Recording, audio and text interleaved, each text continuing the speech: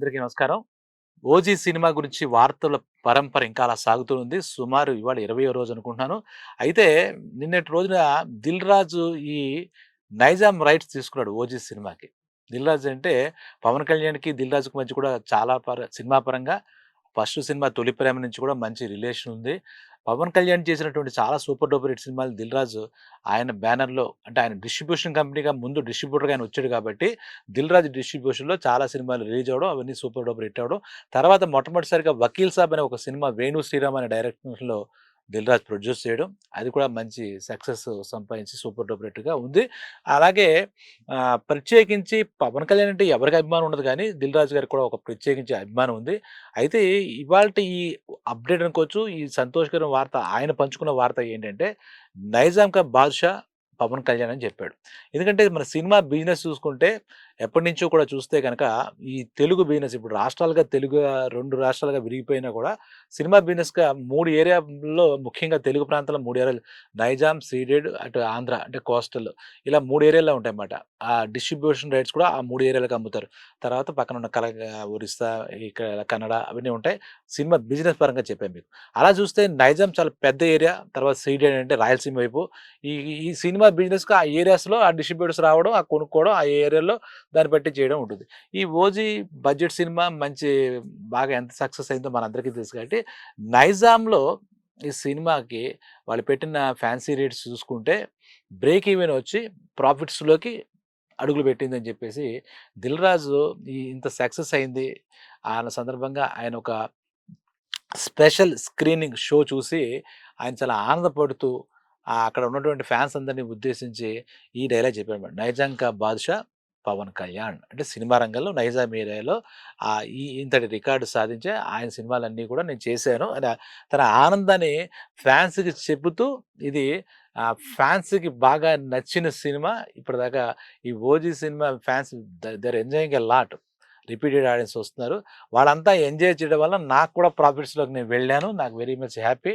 ఇంతటి సినిమా చేశామని చెప్పేసి ఆ స్క్రీనింగ్ అయిన తర్వాత స్పెషల్ స్క్రీనింగ్ ఏదో సినిమా చూసిన తర్వాత అభిమానులను ఉద్దేశించి మాట్లాడుతూ చెప్పిన మాటలు 'నైజాం కా బాద్‌షా' పవన్ కళ్యాణ్. అంటే 'ఓజీ' తర్వాత ఆయన ఆనందాన్ని అంటే నాకు తెలిసి 'నైజాం కా బాద్‌షా' ఏంటి ఇప్పుడు ఈ లెక్కలు ఇవన్నీ పక్కన పెడితే ఓవర్‌సీస్‌లో కూడా ఆయన చక్రవర్తే 'బాద్‌షా'. ఎందుకంటే ఓవర్‌సీస్‌లో సూపర్ డూపర్ రేటింగ్సు ఆ సినిమా సక్సెస్ గురించి మాట్లాడుకుంటున్నారు.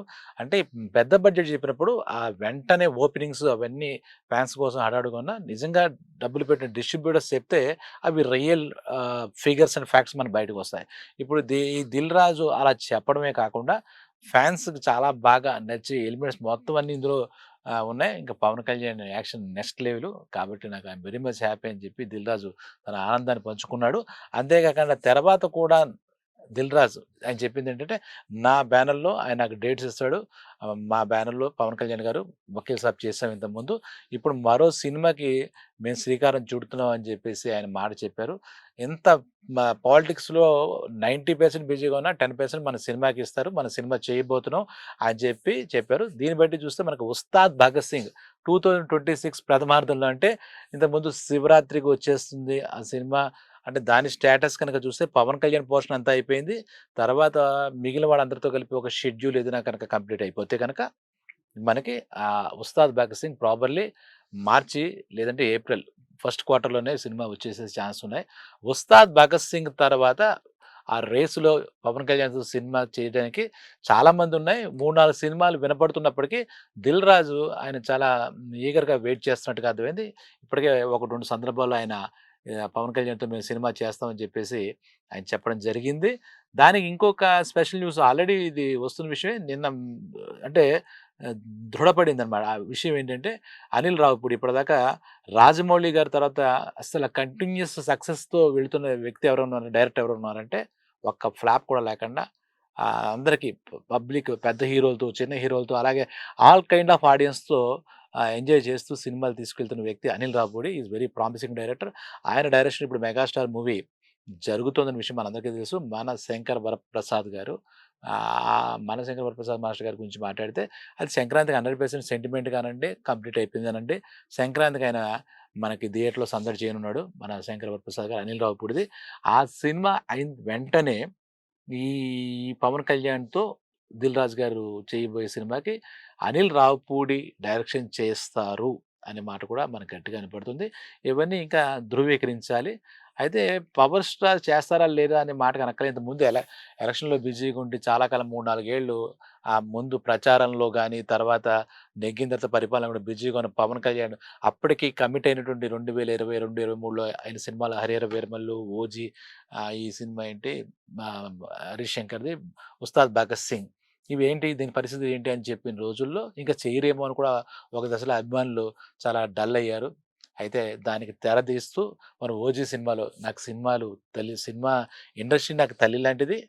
ఈ సినిమాల మీద వచ్చే ఆదాయంతోని నాకు చాలా పనులవుతాయని చెప్పేసి కూడా అయితే హై ప్రయారిటీ మటుకు పరిపాలన, దాని పరిస్థితి చేస్తానని చెప్పి తెలిసిపోతుంది.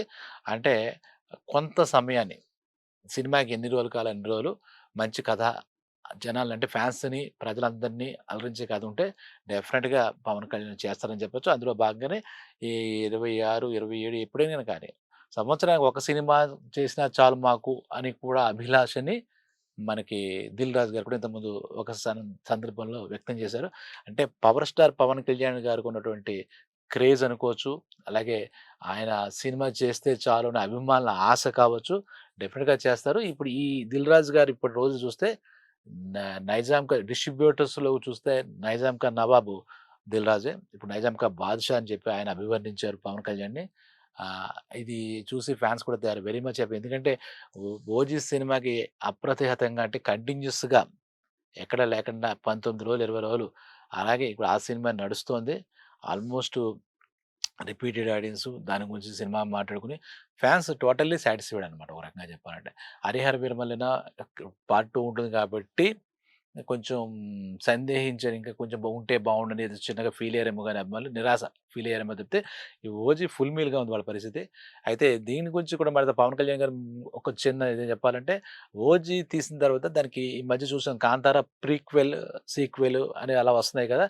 'ఓజీకి' కూడా ఆ కైండ్‌లో ఆ! అలాగే డైరెక్టర్స్ యూనివర్స్ అని చెప్పి కూడా తమిళ్ సాంప్రదాయం ఒకటొచ్చింది. అలాగే చూస్తే ఈ 'సుజిత్ యూనివర్స్' సంబంధించి చూస్తే 'ఓజీ' ముందేం జరిగింది కథ.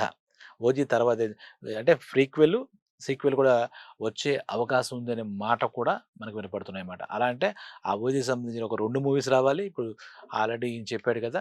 ఈయనది ఒక మూవీ ఉంది. అలాగే 'సురేందర్ రెడ్డి' ఈ మధ్య పెద్ద సక్సెస్‌లో లేడు. గ్యాప్ వచ్చింది గానీ 'సురేందర్ రెడ్డి' అతను కూడా మంచి డైరెక్టర్. అతని డైరెక్షన్‌లో కూడా ఒక సినిమా అవకాశం ఉంది అని చెప్పి చెప్తున్నారు.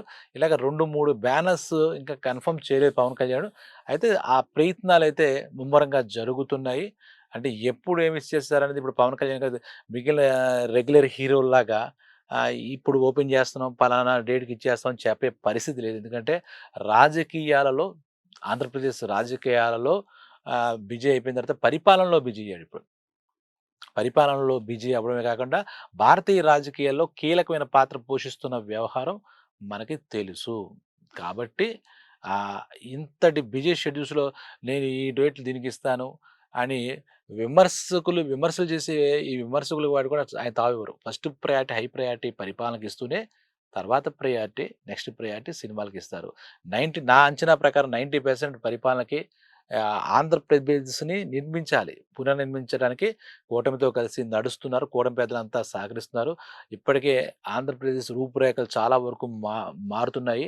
చీకటిలోంచి వెలుతురులోకి ప్రయాణం మొదలైంది. అది చూస్తే అది ఈ సినిమా హిట్ అంటే ఆ అభిమానులకి ఆ కాసేపే ఉంటుంది. ఆ 10 రోజులు, 20 రోజులు, 30 రోజులు. కానీ ఆంధ్రప్రదేశ్ ప్రభుత్వం ఒక నిలబడి ఆంధ్రప్రదేశ్ మొత్తం చేస్తే సుమారు దగ్గర దగ్గర 5,00,00,000 ప్రజలకి ఆశాదీపంగా వెలుగుతుంది. ఆ భవిష్యత్తు, యువత భవిష్యత్తు అంతా కూడా అద్భుతంగా ఉంటుంది. దానికోసం ప్రయత్నాలు చేస్తున్నాయి. ఇప్పుడు వాళ్ళని కాదు, మొన్నే చూస్తే మత్స్యకారుల సమస్య గురించి ఆయన నిలబడి మాట్లాడుతుంటే చూస్తే, ఈయన కదా రియల్ నాయకుడు, రియల్ లీడర్. పొలిటీషియన్ కాదు, రియల్ లీడర్ అనిపించేటట్టుగా ప్రతి ఒక్కళ్ళకి అంటే ఏదో ఆయన స్వార్థం, ఆయన ఎటువంటి ఆపేక్షలు లేకుండా లాభాపేక్ష, ఫలాపేక్ష, కీర్తాపేక్ష అని లేకుండా ప్రజా సంక్షేమమే అలాగే ప్రజల ఆకాంక్షలే తన పరమావధిగా భావించి ఏదో చేయాలి, ప్రజలకు ఎంతవరకు చేయగలగాలి అనే ఉద్దేశంతో ఆయన వెళుతున్నారు. కాబట్టి అందులో భాగమే వినోదం కూడా మన జీవితంలో వినోదం కూడా చిన్న భాగమే కాబట్టి ఆయన వినోదం అందించాలని మనంతా కోరుకున్నాం కాబట్టి డెఫినిట్‌గా ఇప్పుడు చెప్పిన మాట ప్రకారం 'దిల్ రాజు' గారు చెప్పారు. Hats off to 'Dil Raju', 'Nizam కా బాద్‌షా' పవన్ కళ్యాణ్ అని చెప్పాడు. ఎందుకంటే ఆయనకు అర్హత ఉంది. ఆయన డిస్ట్రిబ్యూటర్‌గా చాలా సినిమాలు చేశాడు. అలాగే ప్రొడ్యూసర్‌గా చాలా సక్సెస్‌ఫుల్ ప్రొడ్యూసర్ కాబట్టి 'దిల్ రాజు' గారి మాటలు చాలా ఆశాజనకంగా ఉన్నాయి. సో, రానున్న సినిమా కూడా ముందుగానే మనం ఆల్ ద బెస్ట్ చెప్దాం. దాని గురించి అప్డేట్స్ వచ్చినప్పుడల్లా మీకు తెలియజేస్తూ ఉంటాను. అంతవరకు వెయిట్ చేయండి. మన పవర్ స్టార్ పవన్ కళ్యాణ్ మనకు సినిమాలు చేయకుండా ఉండరు. అభిమానులకి పండగలు అలా నిత్యం ఇస్తూనే ఉంటాయి. ఆయన ఇస్తూనే ఉంటారు కాబట్టి థాంక్స్ టు ఆల్.